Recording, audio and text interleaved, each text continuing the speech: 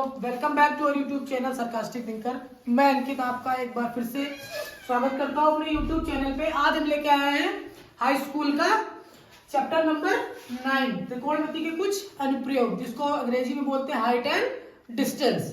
तो उसके भी क्वेश्चन आपके पेपर में आते हैं। ट्रिग्नोमेट्री आपकी 16 नंबर की आती है, जिसमें से पीछे का चैप्टर और ये वाला चैप्टर मिला के आती है। तो इसके भी क्वेश्चन 6 नंबर में देखे जाते हैं। ठीक है, तो इस तरह के क्वेश्चन कैसे किए जाते हैं आइए हम देख लेते हैं। तो क्वेश्चन तो बोर्ड पे लिखा है, उसके पहले हम ये जान लेते हैं कि उन्नयन कोण और अवनमन कोण क्या होता है। मान लीजिए हमारा कोई क्षैतिज रेखा है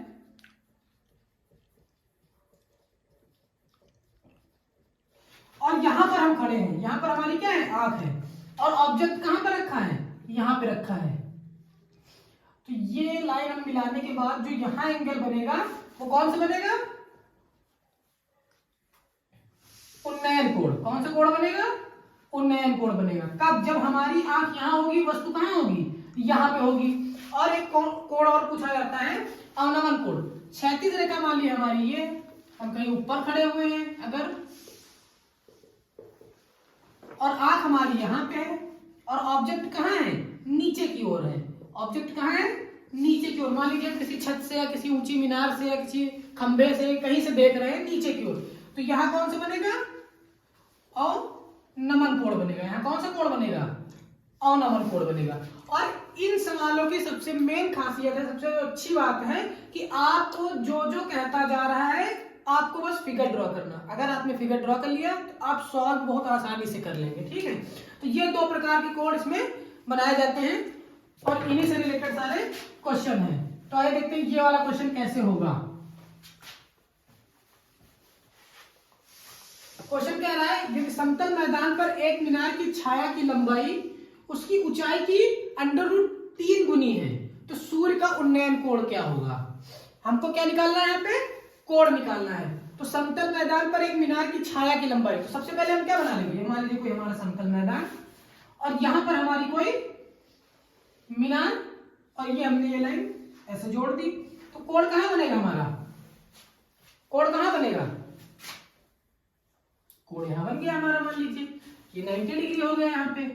ठीक है, हमको निकालना क्या है, छाया की लंबाई उसकी ऊंचाई की √3 गुनी है। ऊंचाई जितनी है उसकी 3 गुनी है, किसकी, ऊंचाई की 3 गुनी है। एक समतल मैदान पर एक मीनार की छाया की लंबाई, इतनी छाया बन रही है। मान लीजिए ये हमारा जो है क्या है, खंबा है, तो नीचे तो उसकी परछाई बनेगी, तो ये छाया की क्या है, √3 गुनी। तो सबसे पहले हम क्या मान लेंगे, ऊंचाई मान लेंगे, क्योंकि उसकी ऊंचाई की √3 गुनी है। तो माना मीनार की ऊंचाई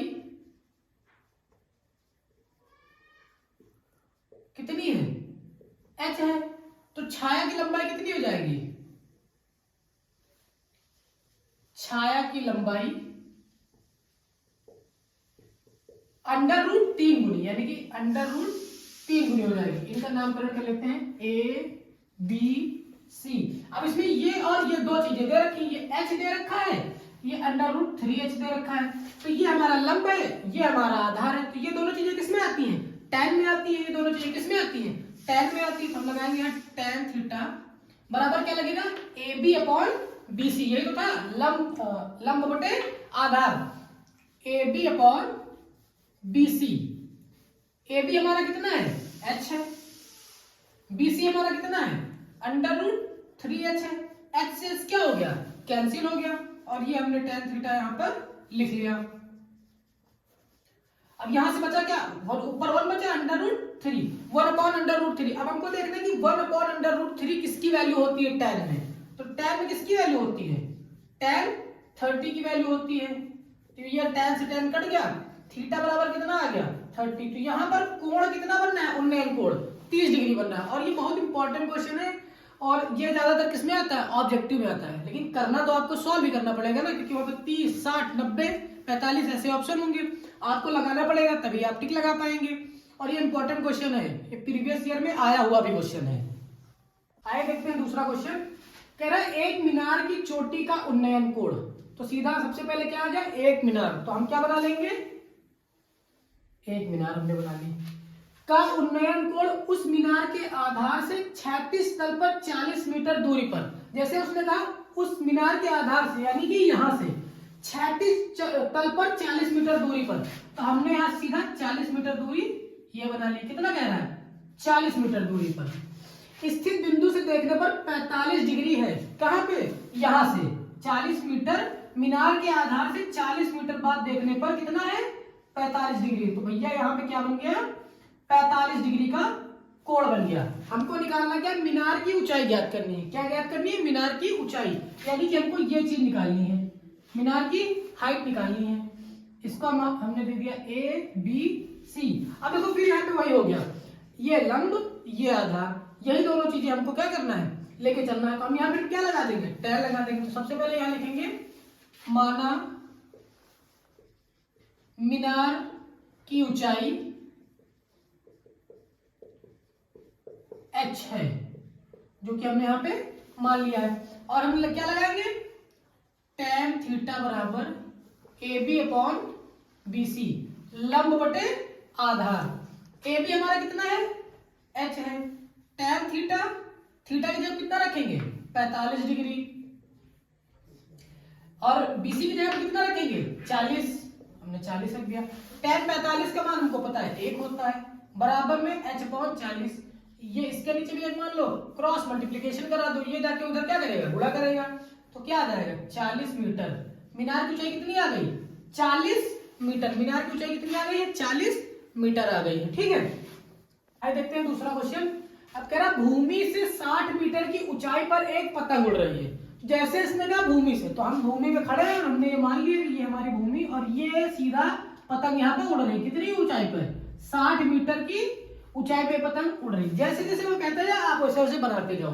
जैसे उसने कहा भूमि से 60 मीटर की ऊंचाई पर एक पतंग उड़ रही है, ये भूमि हो गई, ये 60 मीटर की ऊंचाई पे पतंग हो गई। पतंग से लगी डोरी, तो भैया अगर पतंग यहाँ है तो डोरी कैसे लगी होगी? ऐसे ही लगेगी ना। पतंग में लगी डोरी को अस्थायी रूप से भूमि के एक बिंदु से बांध दिया गया है। तो ये हमने मान लिया ये पतंग की डोरी आ रही है और ये किसी भूमि के स्थान पर बंधी हुई है। ठीक है, भूमि के साथ डोरी का झुकाव 60 डिग्री का है, तो हमने ये 36 तल भी मिला दिया। कितना झुकाव है? 60 डिग्री का। तो यहाँ पे झुकाव हो गया भूमि के साथ 60 डिग्री का। यह मानकर कि डोरी में कोई ढील नहीं है, एकदम टाइट बनी हुई, कोई ढील नहीं दी गई है। डोरी की लंबाई ज्ञात करनी है। डोरी की क्या ज्ञात करनी है? लंबाई। तो इसको हम मानेंगे h। डोरी की लंबाई को हमने यहां से मान लिया h, भाई यही तो डोरी है। तो ये a हो गया, ये b हो गया, ये c हो गया। तो हम यहां लिखेंगे माना डोरी की लंबाई h है। अब यहां पे देखो, ये हमारा हो गया लंब, ये हमारा हो गया क्या? कर्ण। अब यहाँ पे क्या हो गया? कर्ण हो गया। तो लंब और कर्ण, यानी कि ये हमारा हो गया P और ये हमारा हो गया H। अब हम tan नहीं लगाएंगे क्योंकि उसमें H आता नहीं है। हम P अपॉन H लगा सकते हैं या H अपॉन P लगा सकते हैं, दोनों में किसी भी चीज को लगा सकते हैं। हम क्या लगा देंगे? P अपॉन H किस में आता था? साइन थीटा में। हम साइन थीटा लगा देंगे, तो लिखेंगे साइन थीटा बराबर क्या? AB upon AC। थीटा की वैल्यू 60 डिग्री, हमने ये लिख दिया थीटा की जगह पे 60। AB की वैल्यू कितनी है? 60। AC की वैल्यू कितनी है? H है। अब साइन 60 का मान √3/2, ये 60/h हो गया। अब यहां से हम कैंची गुणा करा देंगे, इधर क्या आ गया? √3 और 60 × 2 का मतलब 120। h बराबर 120/√3। अब देखो हम इसको यहीं पे छोड़ सकते हैं, लेकिन हम ऊपर नीचे क्या करेंगे? परमेयकरण करेंगे। नीचे क्या है? अंडर रूट, तो ऊपर नीचे भी हम √3 से क्या करेंगे? गुणा कराएंगे। तो ऊपर क्या होगा? 120/√3 होगा। नीचे √3 को √3 से करेंगे तो 3 हो जाएगा। तो 3 एकम 3, 3 चौको 12 और ये 0। आंसर क्या आ गया? 40√3 मीटर। इतनी लंबाई हमारी क्या है? डोरी की इतनी लंबाई है। और ये एक पतंग वाला क्वेश्चन और एक पेड़ वाला क्वेश्चन, जो आंधी आती है टूट जाता है, ये बहुत इंपॉर्टेंट क्वेश्चन है इस चैप्टर के। एक और क्वेश्चन देखते हैं। कह रहे एक वृक्ष का ऊपरी भाग हवा से टूटकर पृथ्वी से 45 डिग्री का कोण बना था। तो सबसे पहले हम क्या बनाएंगे? एक वृक्ष बना लेते हैं। सबसे पहले मान लो ये हमारा एक वृक्ष है जिसको नाम देते हैं AC, हमने नाम दे दिया। पृथ्वी से कह रहा ऊपरी भाग हवा से टूटकर पृथ्वी से 45 डिग्री का कोण बनाता है। तो मान लो हमारा वृक्ष यहाँ से बी पॉइंट से टूटकर पृथ्वी से कितना कोण बना रहा है, 45 डिग्री का कोण बना रहा है। कह रहा वृक्ष की जड़ से उस बिंदु की दूरी जहां वृक्ष का शिखर भूमि को छूता है वो 6 मीटर है। ये मान लो वृक्ष का जो निचला हिस्सा है और जो पेड़ टूट कर गिरा वो कितनी दूरी पे छूता है, 6 मीटर की दूरी पे। और कोण कितना बनाता है, 45 डिग्री का कोण बनाता है। ए बी सी, इसको हमने नाम दे दिया डी। तो पूरे पेड़, इसको हम मान लेते हैं जितना पेड़ खड़ा है उसको क्या मान लेते हैं, एक्स मान लेते हैं। जो पेड़ टूटा उसको क्या मान लेते हैं, वाई मान लेते हैं। तो भैया पेड़ यहां से टूटा है तो जितना टूटा है उतना ही तो नीचे गिरा होगा। ये वाई हिस्सा टूटा है तो वाई हिस्सा ही नीचे गिरा है। तो ये कितना हिस्सा गिरा है हमारा, वाई हिस्सा टूट के नीचे गिर गया है। तो हमको क्या निकालना है, पूरे पेड़ की ऊंचाई ज्ञात करनी है, वृक्ष की कुल ऊंचाई ज्ञात करनी है। ठीक है, तो वृक्ष की कुल ऊंचाई क्या हो जाएगी, एक्स प्लस वाई। तो सबसे पहले हम एक्स निकालते हैं, हम वाई निकालते हैं। तो देखो सबसे पहले जब आप एक्स निकालेंगे, यहां लिख लेते हैं, माना वृक्ष की ऊंचाई, कुल ऊंचाई x प्लस वाई है। अलग अलग क्यों लिख रहे हैं, क्योंकि y हिस्सा तो टूट के नीचे आ चुका है। ठीक है, तो सबसे पहले हम x निकालते हैं। हमको आधार दे रखा है, हमको लंब निकालना है। इतना सिंपल छोटा सा फॉर्मूला लगा के वही tan थीटा बराबर क्या हो जाएगा, BC upon CD। tan theta बराबर 45 डिग्री हम लगाएंगे। क्या लगाएंगे, 45 डिग्री। BC की वैल्यू क्या है हमारी, x है। CD की वैल्यू क्या है, 6 है। 45 का मान 1 x अपॉन 6। उधर जाके गुणा करेगा तो x बराबर कितना आ जाएगा, 6 मीटर। तो भैया जो पेड़ खड़ा है कितना, वो कितने मीटर का है, 6 मीटर का है। तो इसकी वैल्यू हमारी निकल आई 6 मीटर। अब हमको निकालना ये, देखो ये 6 मीटर है, ये 6 मीटर। यहां पे बनना है क्या, 90 डिग्री कोण। इसके जस्ट सामने क्या होगा, कर्ण होगा। तो यहां से लगा दे h स्क्वायर बराबर p square plus b square. p कितना है हमारा 6, 6 का स्क्वायर कितना हो जाएगा 36। देखो यहां से देखो एक और तरीका लगाने का, आपके पास बेस है, आपके पास परपेंडिकुलर है, परपेंडिकुलर आपको हाइपोटेन्यूज लगाना है। तो b upon h cos theta भी लगा सकते हैं, p upon h sin theta भी लगा सकते हैं। दोनों में से जो आसान लगे वो लगा लीजिए, लेकिन हम ये लगा रहे हैं। बेस भी कितना है 6 मीटर, 6 का स्क्वायर कितना हो जाएगा 36। इधर लिख दिया h स्क्वायर, h बराबर 36 मिलके कितना हो गया 72। तो 72 से क्या निकलेगा, 72 को क्या लिख सकते हैं, 2 गुणे 36 लिख सकते हैं। 36 का 6 बाहर निकल आएगा, √2 मीटर आ गया हमारा यहाँ पे, 6√2। अब कुल ऊंचाई क्या थी, x प्लस वाई। हमने यहाँ से क्या निकाला है, h, यानी कि y की वैल्यू निकाली 6√2। कुल ऊंचाई देख लेते हैं कितनी है पेड़ की। कुल ऊंचाई क्या थी, x प्लस वाई। भैया हमने x की वैल्यू कितनी निकाली थी 6, y की वैल्यू कितनी निकाली है 6√2। यहां से 6 कॉमन ले लेंगे, यहां बचेगा 1 प्लस √2।